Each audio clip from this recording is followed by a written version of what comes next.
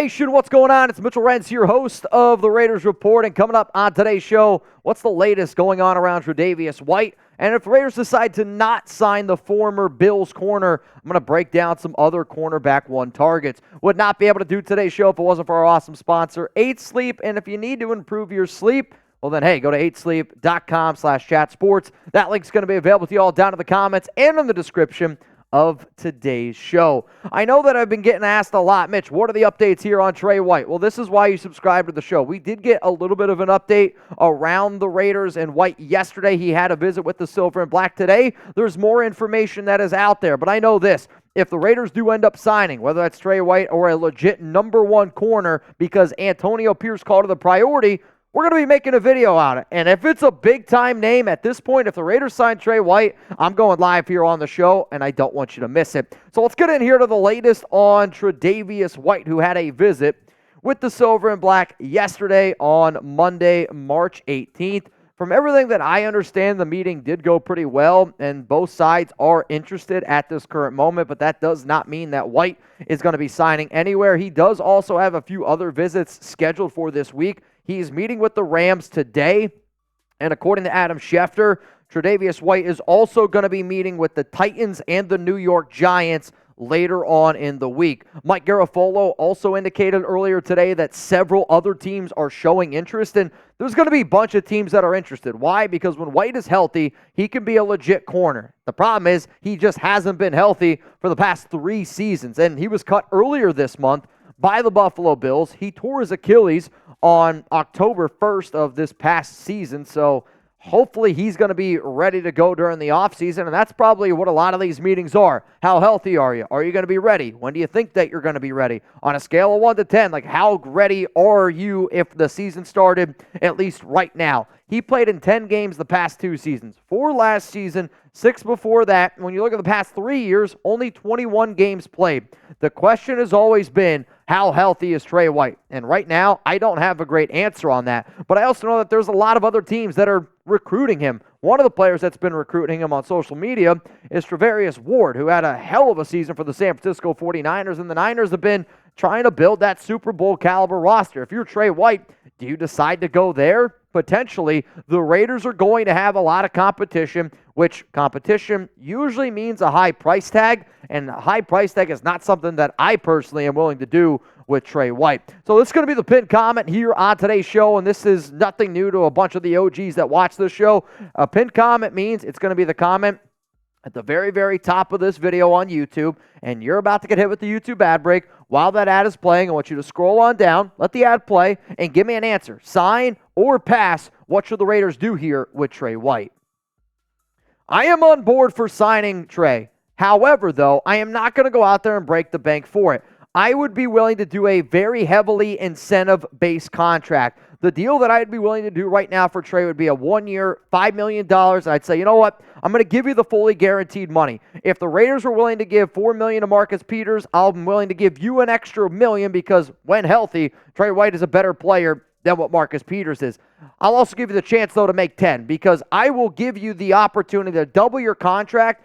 If Tre plays 15-plus games, it's worth it to me, and it's going to be worth it to me because when he's healthy, he could be a dominant defender. And if you can get a dominant cornerback one at $10 million, like that's also accounting for, snaps, interceptions, probably even a playoff appearance or 2 of games, right? Like that's what I'd be willing to go up for. And the pause and the concern here has been the past 2 seasons, and I get it. Like, that's why I am willing to give him some guaranteed money, which he probably is looking for considering his health.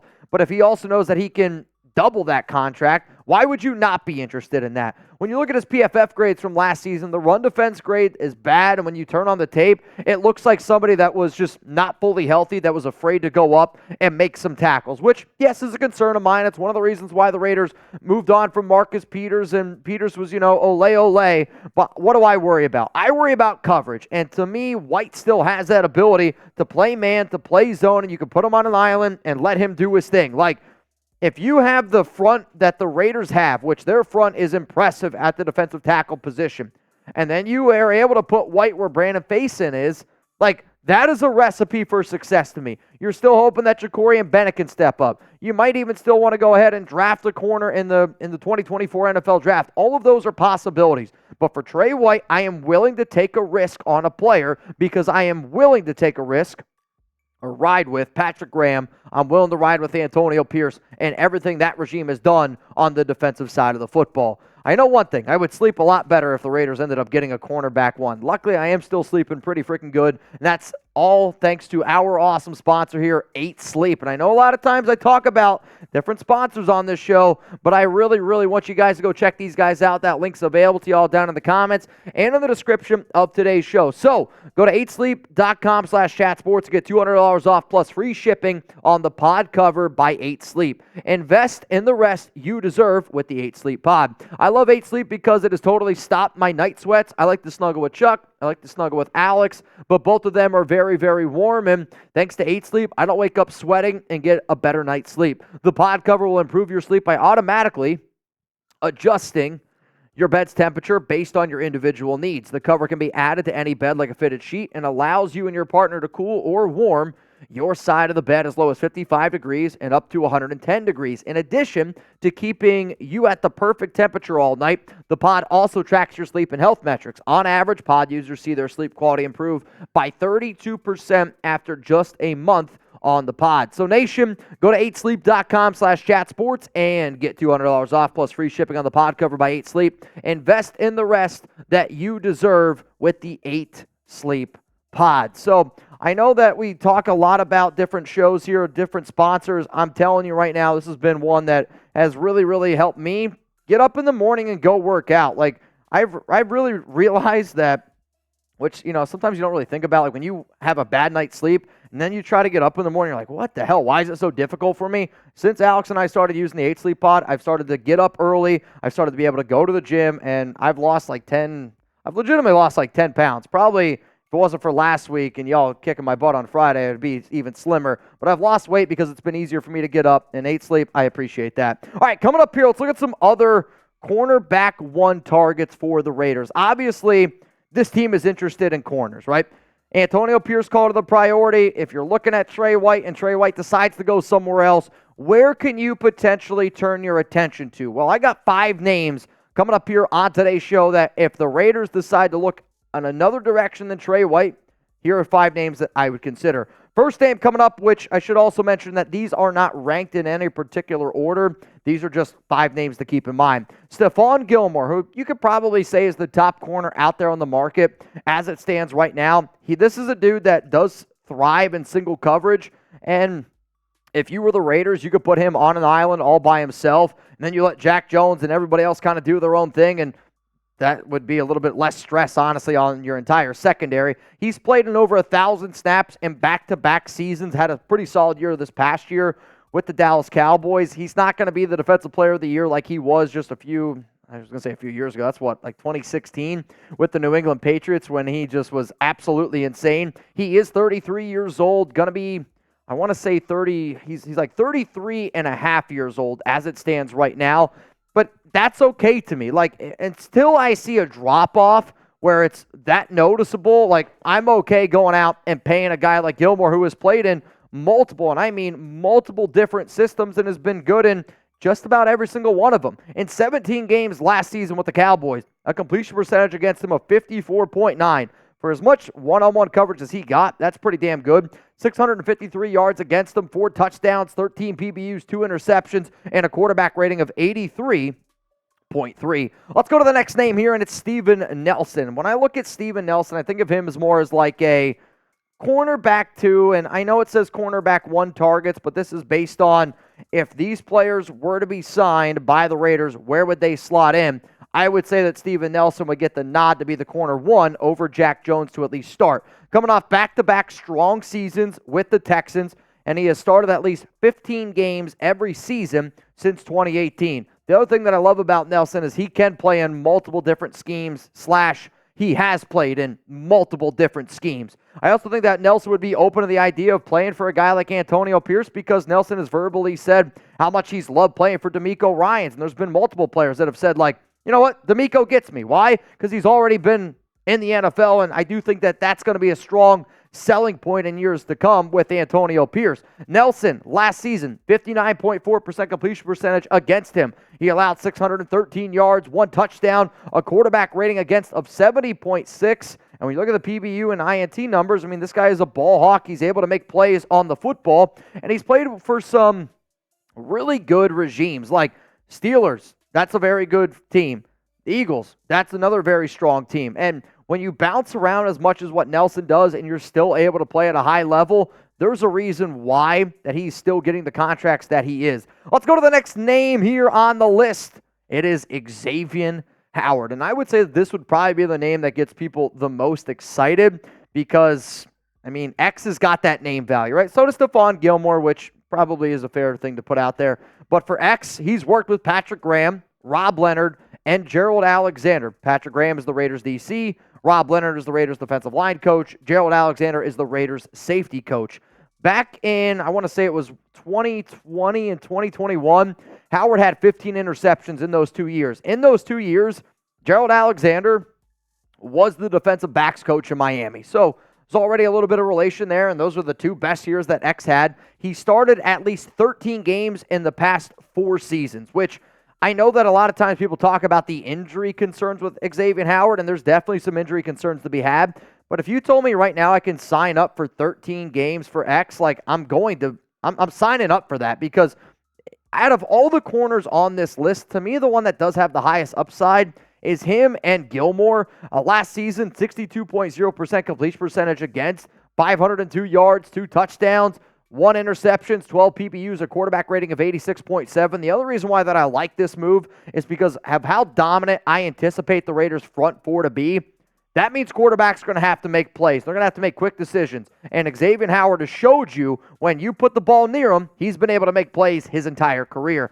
But next name coming up here on the show is Adoree Jackson. And this is another name that I have thrown out multiple times here on the show because of his connections with Patrick Graham. And the best season that Adoree has ever had, the corner from USC, was back in 2021 when Patrick Graham was the defensive coordinator of the Giants. If I'm Jackson, I probably would take a cheap 1-year type of prove-it deal with a guy that I had a lot of success with in the past. He has had several, and I mean several injuries, which definitely have limited him. I will say, though, you go back, you look at the numbers, you look at the tape from last season, when he was healthy, he was noticeably better down the backstretch of last season. Like, watch that tape. Don't watch the first half of the season. He can play in the slot. He can also play on the outside. Personally, I would rather put him as an outside corner if the Raiders want to go this route. Now, I know what they think about Nate Hobbs, but if you still want to have Nate Hobbs play a little inside and outside, then Adoree Jackson could be a good fit for that.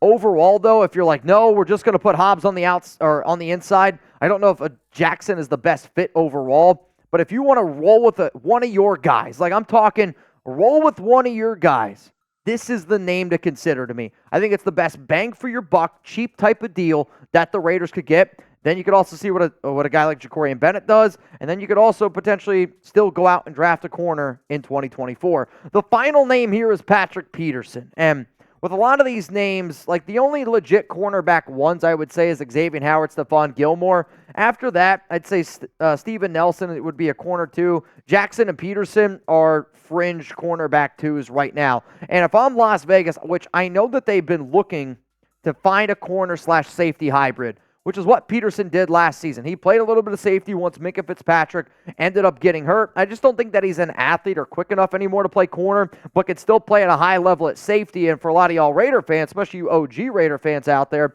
the way that I would use Patrick Peterson is the same way that the old school Raiders, the Oakland Raiders, used Charles Woodson, where Peterson's still a very intelligent player. And you can see it. He's still smart. He's just not the athlete that he once was. So how do you get a smart player on the field?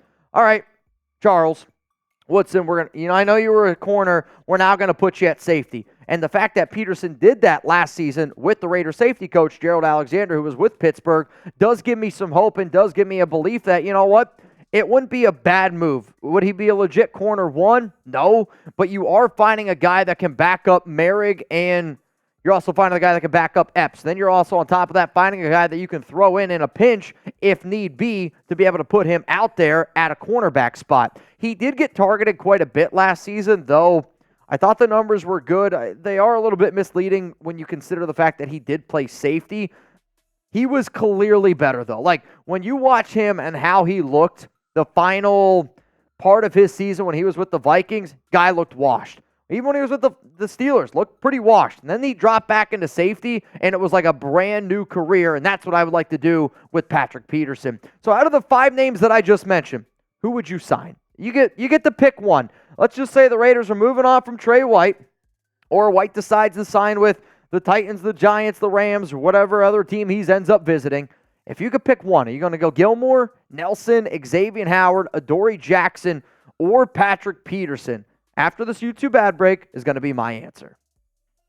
I'm going to roll here based on what I believe overall fit, based on relationship, based on projected price. The option A that I'm going to look for is Xavier Howard. My plan B would be Adoree Jackson. Both players I think would fit this system. Both players I think would be solid fits here with Las Vegas. I did want to throw in some other honorable mentions, though, in the world of what if the Raiders are like, you know what? We're going to actually target a corner like a Quinyon Mitchell, a Terrion Arnold at pick 13, and we trust Ja'Cory Bennett to make that leap. We're just going to sign a cheaper, almost like an Amik Robertson type of replacement at corner. Here are 4 names that I'm just going to throw out there. Tre Herndon, Levi Wallace, who actually, I hope he's still available, CJ Henderson, and then Ahkello Witherspoon. Like, the names that I would target here, CJ Henderson does have some upside. The name that does the most, like, it's Witherspoon. If I got to pick any of these guys, the name I'm rolling with here, it's Ahkello. All right, y'all, if you made it this far in the video, shout out to the real ones out there. Also, shout out to Sherry Lynn. Appreciate each and every one of y'all for always tuning into the show, whether we go live, whether you see it on a later date. But remember, our March Madness bracket has been officially filled. We have all 64 spots. We're going to get that thing started on Thursday. Somebody's going to walk home with $1,600. And I'll tell you what, man, I can't freaking wait.